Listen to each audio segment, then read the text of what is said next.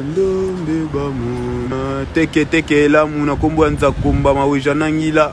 ilongona bakoko na biso na sanza mama Kipavita mama Kitelekinabo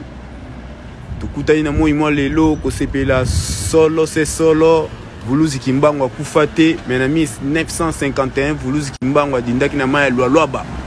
pe alobaki na keko sangisa bana bilaka pe na kozonga na mulakisi soda ya likolo mangongele ya gomoro matondo mingi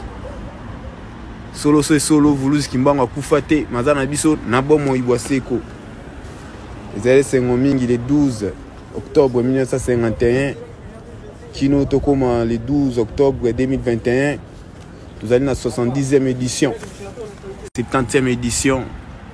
ya kokanisa Vuluzi Kimbangu mokolo ya lwalwa befongwa makipe Vuluzi akotaki matondo mingi na bakoko na biso ya